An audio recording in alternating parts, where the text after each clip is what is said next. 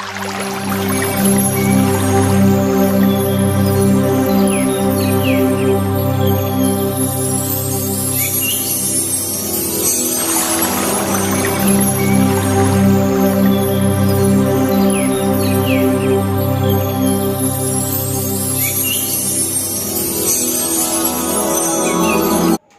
viewers, welcome back to my channel PK Pothaminasi Kaminasi channel asina adom tharam noksari amati kokna khurumjari loinana ngasigi anubu topic amaka iroinana adom gi marup kamesur mangangna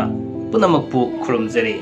ngasigi thamjariba topic asi yumbalo lamjingi kuntramapan subat takakni ngasigi takakta thamjariba topic asina miyamna yamna toina hangbirakpo wahang amagi manung sanna yek salai launabagi launa leinabagi fattaba haibasiki matangdani miyamna khudol tamjagadrise andolena channel PK Pothaminasi Kaminasi subscribe to vidribasingna subscribe to view haibo wafamde thamjage ekhoina khange madudi laihoi khraba ahalaman ipaipu kaya amana thambirami chana kanon amakang committee samasi go chana kanon amakang madudi ekhoigi yek thoknaba amadi igi horofam oiriba amadi sayok tinaba asina chingma kaya sing asi launa leinaba fatte kariguma masi launa leinaba targati fattaba phol nga ka leiba yumbal gi punsida khogi masa mowa punsida ba sigumba kaya ama fattaba amadi kaya ama tholopgi lambe lambe khoina tare haibis sing asi khoina nga na chatba matamda amadi mangjong na khangobu matamda hena yumbalon gi punsida hena khudong sabu leidra khanjadana ngasi gi topic se thamjabani aduna hena mapung fana bagi damakta aina laik ta ke iramiba sing asi mayam da hena yumbalon lamjing gi seresida hena miyana bhab ta na bagi damakta koi laik ke mayak chi uhanjana ga damak ai miyanda thamjage ikoina khangi madudi maitai gi laiwa khraba halaman ipai pu singna nipa nupi ani yumban bagi maramda athingba kya thambirameba makoidugi manungda yek salai tinaba I masel launa leinaba yade horofam I tinaba yek salai manaba launarabadi masa mowa punsidi hadan hai merup lairup punamak yeknai pokpa lai gi thoram thodada haikat laikat tambasu arimada mangoinai makoina pokko masa masuda fattaba sidra leiba soinaiba oi mahaki sada nongdada suthang tare lakta sagai mutli haidana sumna thambirami haibadi mapung oine khoni yeng matamda haribasi yek salai tinaba I tinaba amadi sailuk tinaba sinna singba kaya ama leri singsida masida launa leinaba taragati mapung oine khoni yengse masa mawa punside haibana singba amadi masa masu singda khoni soinaraga popa then adegi khona charon suron yam mangba haibati charon suron gi dangtun masa nipa phangba waba sigumba kaya ama lei haibasi Mamang akangai sing lai wikraba halaman sing na thambiram masana kanon sing ni ngasi aina thamjeri besi do hariba sing sida karam makhanbo khudam oina yam toina ingon su hangbira pa haitare kogi mama mari pullagati kari doba mapa mari pullagati kari doba amadi mapugi mari da pullagati kari doba haimna sing do in detail ngasi miyam da dum thamjage miyam da su pa ba da hena kudung sa na bagi dam ta sapsaba mayik to dum uhanjarake ado gai miyam da kha adum thamjarake ko haibadi koina ahan bada koini yengbu yarisi sailuk tinaba hai sailuk tinaba se karino haiba targati mapa di tinadaba mama gi mari tinaba natraga mapa mari tinaba mapa mukti pundaba haitare adu mapa gi mari da punkiba natraga mama gi mari da punkiba amana mama mari tinaba yumban minarabadi punsida fattaba nuaifam khangdaba oi haibasima thamjage masi launaba yadi haibani aduga masibu koina sailuk tinaba haina kawi habidi saptana mari se kogi father gi mari then amana kedoba imagi mari mapam gi mari mata singda haidare sigi koina masiju I makhana mani masi launa bataragadi koina masi mangna yam kaina fataba fol muktil leibadi nati adumagbo moigi yumbalon punsida ya nuai khangdaba awabana hena masaruk oiba sigum oi haidana akangai singna thambirame aduga ani subade khoni yengbi yarisi karino hargadi pelon tinaba hai pelon tinaba sina karino har targadi mama bu polibi manembokki yumnaki ningol launaba yadi haibane masibu aikoina pelon tinaba kowe haidi mama polibi manembok mama bu polibi manembok to magi yumnaki ningol sing khudamoina aigi mother gi haidar ai mother gi इमासे mother की मपाम लेहरीब इमासी मरी मता सिंग मरी मता लेरिबसिंग लौब यादे हैबने मसिजु Koyna पेलोन तिनब heron खंगनय मसि हुजिकान याम कन चनबमक्ति ओइद्रे थवा सानाद्रे हैबने अदुमकबो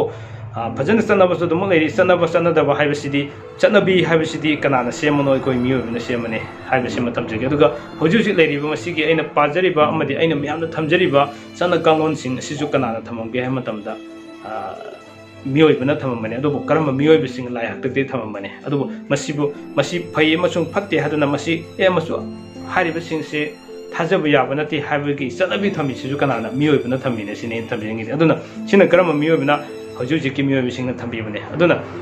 कोइ अहन मथिना सफु मेलिगा हाइनाबदो ममांगै द चनरमिसिंगचे पुरा मोइ कान्थोकिबदि यादे चनबो और चनदबदुदि अराइबा मो ओइरगा खंगबदुदि तंगाइ फते हाइबगी वाखलोन ngasi मियामना थमजबने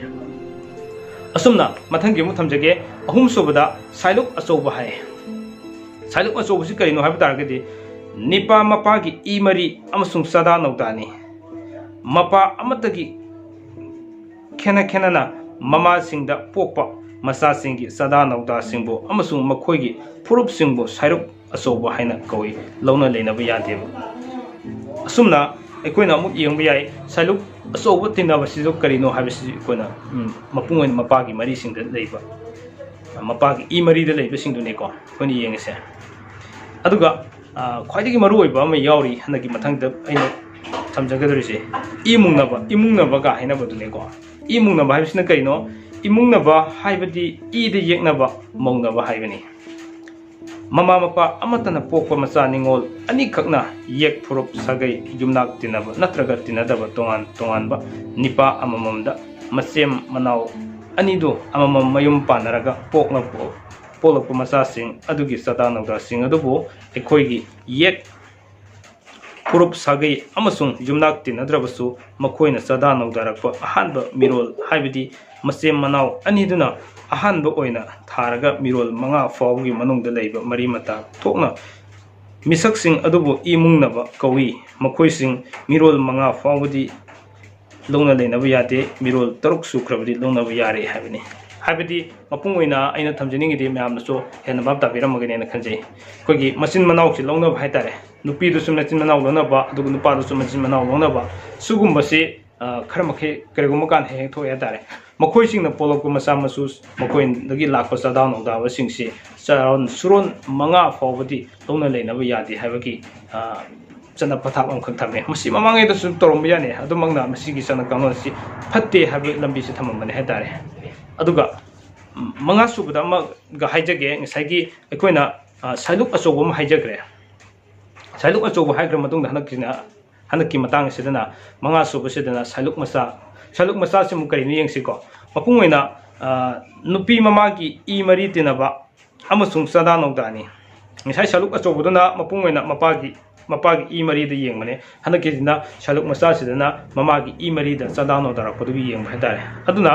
मसिबो पेन तिनबा हाइना कौई ममा मसिन मनाव ओइबा ममागी मबुंग नत्रगा मौपागी मचासिंग मपागी मसल नत्रगा मसेगी मचासिंग मपा मसिल मनाव ओइबा अमसुंग थोकनबगी मचा मसुसिंग असिना चिंगबो पेन तिनबा हाइना खंगनै मखोय असि लौना लेनबा यादे महाक मसादगी थारगा मिरोल अहुम फावबदी लौना लेनबा यादे हाबगी नुपीगी मसिन मनावसिंगदा लौनरकपा लै चमनाबा मफम अमदा सिगुंबसिंगसे अखोइना पेन तिनबा हाइना कौनै अमसुंग साइलुक मचा हाइदुना खंगनै मसिसु याम फत्तबा अमने हाइबा तारे मखोइसिंग असे मखोइगी चारोन सुरोन हाइबदि जेनेरेशन अहुम गी मतुंगददि लौना लेनरकपा यारे ई मरिसि खरा लापथोकनरले हाइबगी तमे अदुमको हाइजबो वाने लौना लेनबा याय हाइबगी वाने अदुबो ख्वाइदगी फबदि मसि लौना लेनदबना फैयाबसिमा थमजगे अहलमनसिंगना हाइबिरमगी मतुंगिना मसिनि ngasiगी PK channel na Jumbalo Lamjing ko 38 suba tangkakta miyamda thamjaningiba topic sing asi makhan yamkhre aduna nong gi topic amam adumak sandokna chanabagi miyamda yam kana honajari aduna PK channel subscribe to video sing na adumak subscribe to biu like share to biu haibu wafam si thamjar kanda ngasigi dongtedi PK channel gi adongi maruk kam sur mangangna kokno no kurom jabu gana na punamaku loiba phawo miyeng tabibagi damak ngamkhale ten thagasari